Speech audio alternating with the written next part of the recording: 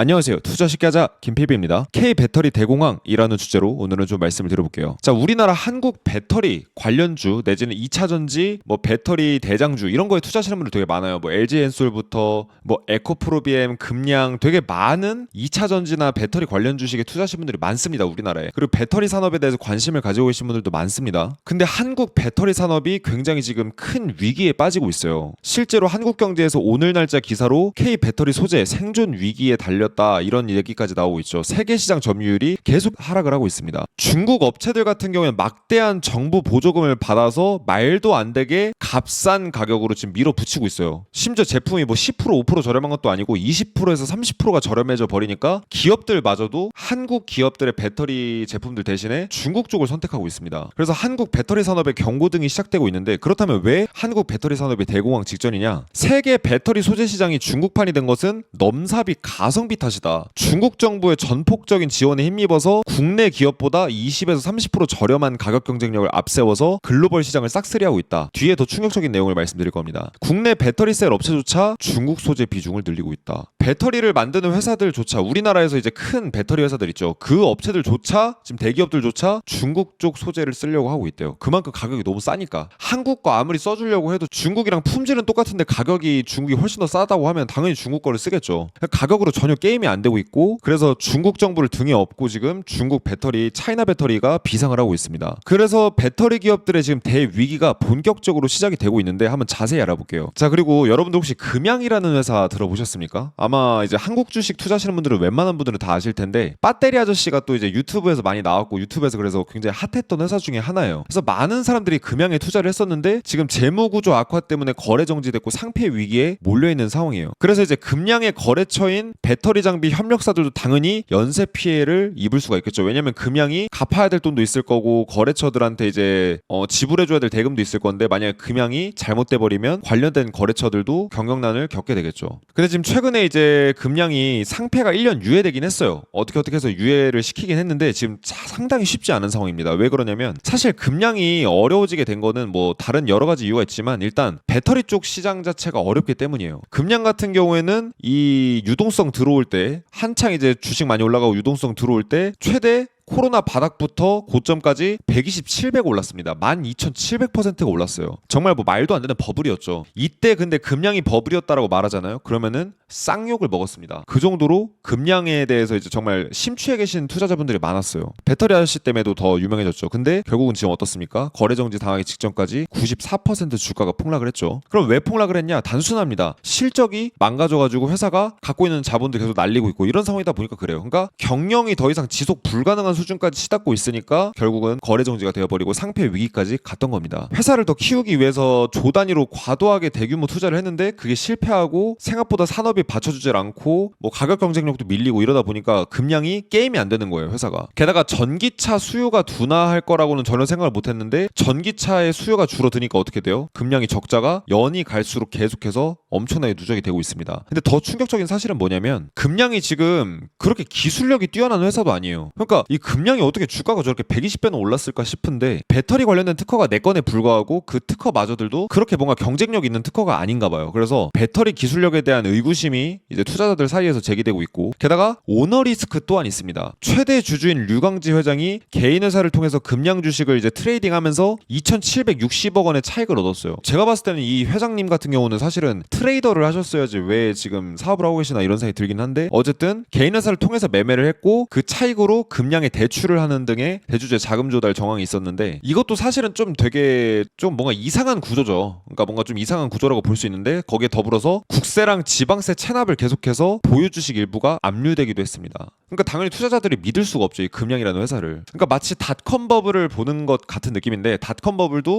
터지기 전까지는 회사 이름에 마지막 뒤에다가 무슨 컴, 이제 브로드컴처럼 무슨 컴 이렇게 이름만 붙여도 막 이제 상한가 치고 이랬던 시절이 있었거든요. 20년 전쯤에. 지금 오늘날도 약간 AI 사업을 실제로 하든 안 하든 AI 쪽에 진출을 한다라는 이런 약간 느낌만 나도 사람들이 코인이든 이제 어떤 관련주든 굉장히 열광을 하거든요. 지금 최근까지 그래 왔는데, 여기도 결국은 딱히 경쟁력을 적은 없는데 어쨌든 배터리라는 어떤 산업을 등에 업고서 뭔가 너무 과도하게 이제 뭔가 주가가 올라가지 않았었나 이런 생각이 좀 저는 들더라고요. 그래서 오너 리스크가 굉장히 또 크기도 하다 이런 느낌이 좀 들어 보이고, 금량은 사실 배터리 회사들 중에서는 개인들한테는 유명하지만 사실 규모로서는 다른 회사들이 훨씬 더 큽니다. 자, 현대 자동차의 부품을 납품하는 회사보다는 현대 자동차를 좀 주목을 해야 돼요. 왜 그러냐? 결국 현대 자동차가 안 팔리면 그 현대 자동차에다 부품 납품하는 그 납품사도 이제 굉장히 경영난을 겪을 거거든요. 근데 지금이 딱 그래요. 배터리 셀을 만드는 이 이제 삼성 SDI, LG 엔솔, SK온 이 배터리 회사들 가장 큰 대기업 이 세 군데가 이제 금량부터 해가지고 우리나라 이제 2차 전지나 배터리 업종 관련된 이런 매출을 다 담당하는 이제 친구들인데, 이 세 회사가 지금 전반적으로 다 지금 경영난을 겪고 있습니다. 트럼프가 당선되고 나서부터 지금 막 정신 나간 관세 막 이런 이제 행보를 보이고 있는 데다가 배터리 3사 삼성 SDI, LG 엔솔, SK온 세 군데 다 매출이 그간 계속해서 감소를 추세를 계속 해왔는데 결국은 오늘날 세 회사 모두 1분기에 당기순이익을 적자를 기록을 했습니다. 그럼 이 회사들의 한국 거래처들은 어떻게 됐을까요? 금량 같은 회사들 당연히 난리 났겠죠. 에코프로비엠은 양극재를 만드는 회사입니다. 그래서 저 회사들의 납품을 하는 회사인데 이 2차전지를 만들기 위해서 필수적으로 있어야 돼요. 근데 이 회사도 보면은 400억, 900억 이렇게 순이익을 내다가 2,700억까지 내고 540억 이렇게 이익이 줄더니 이제 585억으로 마이너스로 전환되는 이런 상황이 되어버렸습니다. 매출은 반토막 이상 나버렸고, 삼성 SDI랑 SK온 아까 말씀드렸던 회사들이 주 거래처였는데 순이익이 적자 전환이 시작됐습니다. 왜냐? 아니 내 물건 사주는 회사가 당연히 힘드니까 나도 힘든 거예요. 뭐 그런 상황이고, LNF도 마찬가지죠. 양극재 회사인데 5년 중에 무려 4년이 적자입니다. 차라리 에코프로비엠은 좀 나아요. 근데 LNF는 5년 중에 4년을 적자를 보고 있고 적자가 더 빨리 누적되고 있어서 이러다가는 진짜 회사가 이제 부도나는 건 순식간일지도 모르겠다 싶을 정도로 지금 경영 상태가 굉장히 악화됐습니다. 여기도 매출 역시 반토막 났고, 포스코 퓨처엠은 그나마 이제 포스코라는 이름 달고 있으니까 되게 유명한데 여기도 4년 내내 그래도 흑자를 유지하려고 했었는데 작년에 적자로 완전히 전환이 되어버렸어요. 양극재랑 음극재를 동시에 생산하는 회사인데 여기도 실적이 완전 쪼그라들면서 적자 전환이 되어버렸습니다.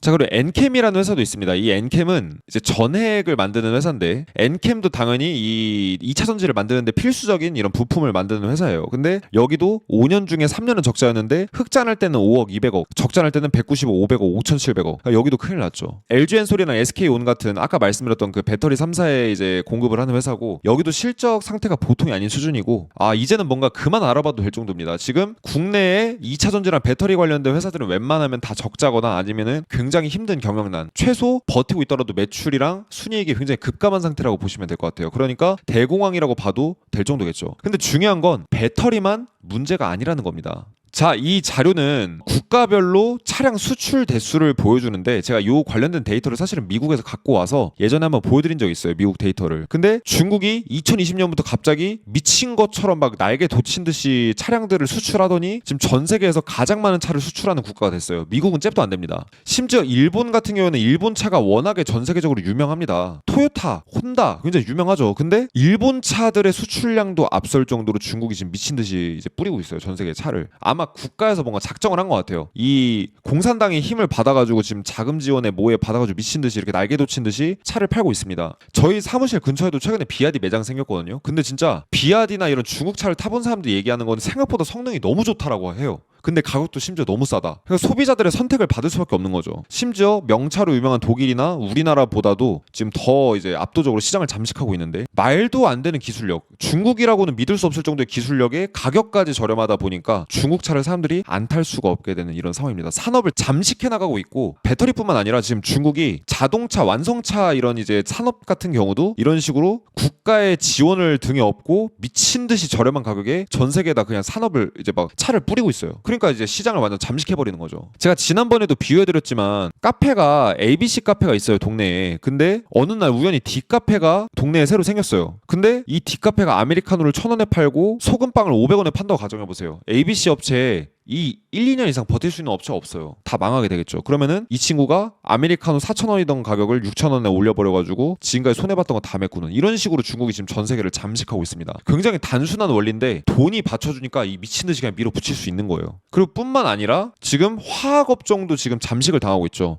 중국의 저가 공세 때문에 만들수록 손해다. 시름시름 앓고 있는 진짜 그냥 말도 안 되는 상황의 석유화학단지. 그래서 효성화학 같은 경우에도 제가 컨텐츠를 만들어 드렸고 이 영상도 거의 거의 조회수가 20만이 나왔죠. 근데 우리나라의 이제 굴제 대기업이었던 효성화학도 완전 자본 잠식 상태까지 빠졌었던 이런 상황이었습니다. 그러니까 국내 석유화학 업종도 지금 대위기의 상황을 겪고 있어요. 심지어 석유화학 업종 같은 경우는 중국의 국가 전략 산업으로 지정된 산업이거든요. 그러다 보니까 중국에서도 밀어주고 있는 산업 중에 하나입니다. 자, 그리고 저는 이건 좀 자존심이 상하는데 심지어 우리가 가전 산업도 뺏기고 있어요. 우리나라에서 가장 강력했던 산업마저 뺏기고 있는데 프리미엄 TV 시장에서 삼성전자 점유율이 30%로 13%포인트나 급감을 했대요. 43%에서 30%로 뚝 떨어졌대요. LG전자도 2위에서 4위로 밀렸습니다. 심지어 시장 점유율도 20%에서 16%로 뺏겼고 삼성과 LG 점유율을 그럼 누가 가져갔냐? 중국의 하이센스랑 TCL이라는 회사에서 다 가져갔대요. 하이센스는 14에서 24%로 시장 점유율 늘려서 2위를 차지했고 TCL도 11에서 17%로 시장 점유율을 높여서 LG전자를 제쳐버렸습니다. 그러니까 우리가 굉장히 자신이 있어 했던 분야잖아요. 이런 전자 쪽은. 근데 여기도 지금 뺏기고 있어요. 그러니까 쉽게 말해서 자금력과 중국 정부의 어떤 이런 밀어주는 이런 모습들 때문에 한국의 기술력을 다 뺏기고 경쟁력도 뺏기고 있고 시장도 뺏기고 있는 이런 밥그릇 싸움에서 완전히 지금 져버리고 있는 이런 상황이라고 보는 게 맞을 것 같습니다. 그러니까 저는 여러분들한테 지금 말씀드리는 게 배터리 산업이 대공황이다라고 말씀드렸지만 비단 이 문제는 배터리 산업뿐만이라고는 말씀드릴 수가 없어요. 지금 모든 산업에서 중국은 저가 정책으로 지금 미친 듯이 밀어붙이고 있습니다. 제가 그래서 하도 궁금해서 저도 샤오미 드라이기를 사봤다고 말씀드렸잖아요. 근데 진짜 쓸만해요. 가격도 싸고 디자인도 이쁘고 정말 성능이 좋더라고요. 그래서 결국은 사실은 이게 단기적으로 우리나라의 경쟁력이 끝날 문제가 아니라 국가 경쟁력 자체가 그냥 기반 자체가 흔들려 버리는 비참한 과정이 있다라고 저는 생각을 합니다. 그래서 단순히 이렇게 볼만한 문제가 아닌 것 같아요. 그럼 해결책은 뭐냐? 정부에다가 뭘 좀 기대를 해볼까라고 저는 생각을 했는데 그건 사실 불가능해요. 왜냐면 자, 중국 정부에서 전기차랑 배터리 산업에 지원을 해준 금액이 309조 원이래요. 한 근 10몇 년 동안. 그러니까 말도 안 되는 돈을 그냥 밀어붙이니까 진짜 얘네들이 기술력에 발전 안 할래 안 할 수가 없는 거예요. 309조 원을 들여서 만약에 이렇게 중국 정부에서 돈을 들였는데 만약에 기업들이 우리나라 시장 못 잡아먹었다. 그러면은 공산당에 끌려가겠죠. 그러니까 진짜 미친 듯이 노력을 한 것 같고 실제로 중국의 기술력이 무시할 수 없는 수준 정도가 아니라 우리를 뛰어넘기 일보 직전입니다. 심지어 중국 배터리 1위 업체인 CATL 같은 경우에는 2024년에만 중국 정부로부터 1조 5천억의 보조금을 수령했대요. 그러니까 정부 지원금의 사이즈가 우리나라랑 달라요. 그런데 어떻게 이런 회사들이랑 우리가 게임을 붙겠어요?